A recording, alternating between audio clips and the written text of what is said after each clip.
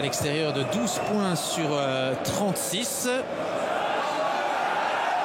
Et attention ici à Sow qui n'est pas signalé en position de hors-jeu. Le ballon en retrait, ça peut être intéressant. La frappe contrée et Okansi, c'est dedans. Et bien voilà, ils l'ont fait le hold-up. C'est incroyable. Le plan d'Eliroy qui est en train de fonctionner à merveille avec un peu de réussite évidemment. Ce contre favorable pour Okansi. Et après avoir dominé tout au long de cette première mi-temps, eh bien l'Eliroy qui trouve l'ouverture. Okansi 0-1. Et forcément le public du Beerscot qui ça va peut-être les faire douter encore un peu plus. Ah, et le Lierse qui aurait pu tourner à 0-2 à la mi-temps. Vous vous rendez compte? Et peut-être... Oh, c'est l'égalisation juste derrière. Comme quoi un match, ça tourne très vite. En l'espace d'une minute, on échappe au 0-2. Et puis juste derrière, le Beerscot qui arrache l'égalisation archi méritée par Wright Phillips.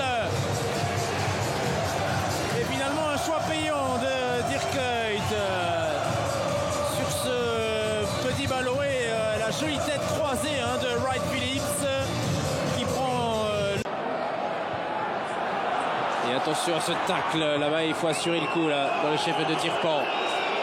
Et là Tunkens il va se faire huer à chaque touche de balle et le ballon contré et ça va terminer dedans. Ah ouais, là Tunkens s'est fait avoir et Verlinden qui vient inscrire ce but. Ah ouais, là c'est pour sa pomme là, le gardien du Lierse qui a joué au malin depuis le début de la rencontre et c'est tout un stade qui explose. Et Verlinden, le meilleur homme sans doute sur la pelouse.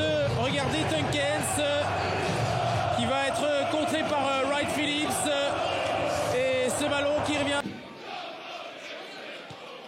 Vaneno, Peters essaie d'allonger vers Nubissi. Petite déviation, on relève avec Naman Mona et on frappe sur Datsoko. Et le deuxième ballon va dedans. Le deuxième ballon va dedans. Et bien Nubissi qui est titulaire pour la première fois avec le patron Eston cette saison. Le Camerounais transféré lors du mercato d'hiver trouve la faille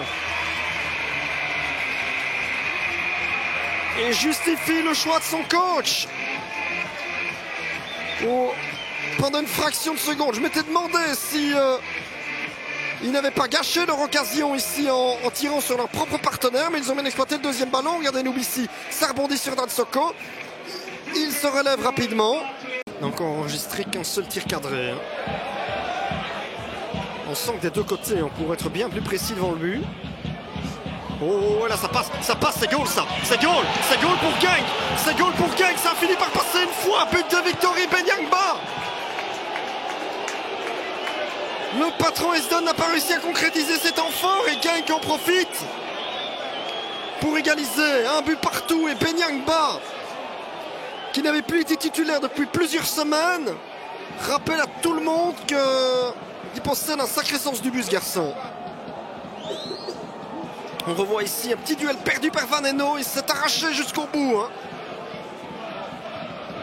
Mirisola à l'assist. Lui qui avait remplacé Bangura qui marchait sur un fil tout à l'heure.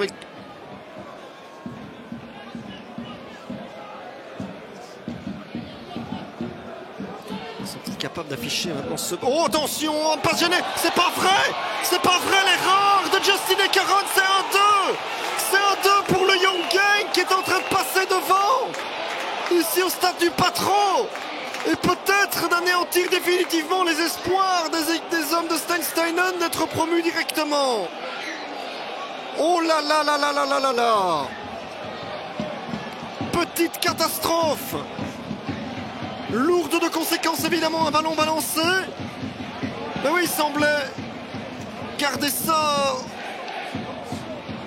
sous contrôle, les défenseurs du patron. Renson, bah oui, doit laisser à son gardien, mais Ekeron ne peut pas lâcher ça comme ça. La première mi-temps avait été largement à l'avantage d'un joueur du Patro Esden. Et ici, il pourrait être battu. Van Eno qui fait sauter avec une tête, c'est goal! C'est but, c'est 2 buts partout. Et bien, ils égalisent dans la foulée. Hein. Ils égalisent dans la foulée. Lubici a l'air complètement KO.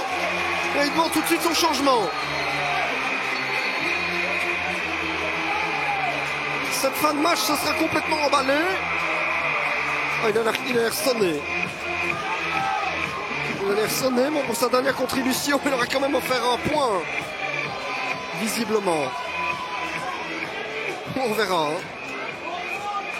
ce qui va se produire. Eh bien, quel drôle de fin de match. On revoit ce centre de Peters. Il y a un premier duel que Dan Soko n'a pas réussi à gagner. Puis qui s'appuie à nouveau sur Dan Soko. Et faire rage jusqu'à la fin de cette compétition. Bien malin, celui qui pourrait dire les 2 premiers de cette compétition qui monteront tout de suite. Et puis attention parce que là, il va y avoir une occasion, une frappe et un but. Et ça semble un peu trop facile, hein, ce but inscrit par Mohamed Salah. De nouveau face à une défense un petit peu spectatrice.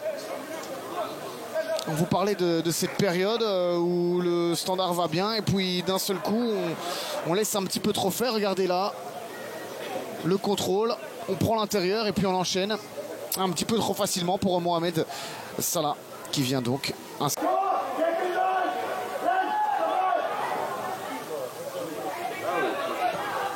Ça c'est pas mal pour Ziani, c'est bien pour Ziani et c'est dedans surtout. Le but de Ziani il est superbe.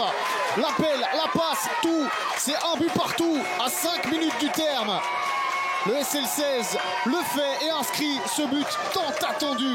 On le disait, la réaction est venue tard, très tard, peut-être trop tard. Seul l'avenir nous le dira, mais en tout cas pour l'instant, l'égalisation elle est parfaite. Et le but d'Ilyes Ziani, il est sublime. Alors sur cet angle-là, on ne verra pas s'il y a une position de hors-jeu. Et de toute façon, on ne reviendra pas dessus. Mais quel assist de Rabi Mateta en tout cas. Est-ce que 3 partages seront suffisants pour sauver ce SL16? Et encore, il reste du temps. Le Club Next pourrait bien aller mettre le coup du chaos. Comme ben voilà, c'est fait. C'est fait. Le chaos, le coup de massue. Anthony Joshua a frappé au bon moment, comme hier, comme cette nuit. Et le chaos donc. La tête autoritaire de Coles. C'est pour Aqua.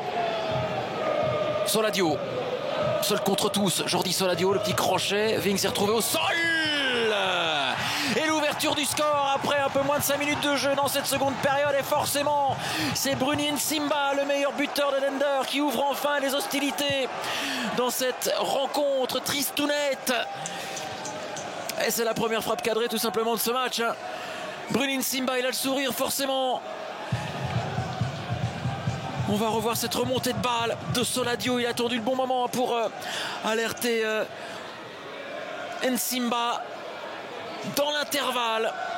Et ce dernier qui vient tromper. Et il va devoir ressortir le grand jeu.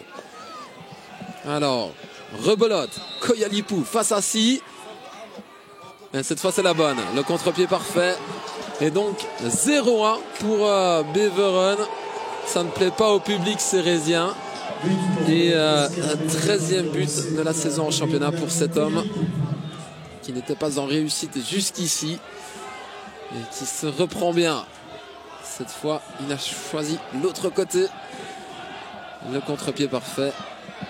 Si était reparti du même côté avec sa grande barbe là. Ouais, le corner et le goal, l'égalisation.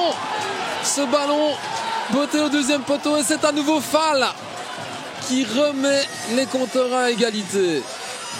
Son 7e but de la saison en championnat. Fall est vraiment très précieux ces dernières semaines après son triplé le week-end passé. Et on disait, Serein a bien repris le collier. C'était un bon début de deuxième période des Cérésiens. Et finalement, sur un coup de poing assez anodin, botté au deuxième poteau. Et en fait, c'est une faute de main de Boreus, là, le gardien qui se trouve. Ah ouais. Clairement, Boreus.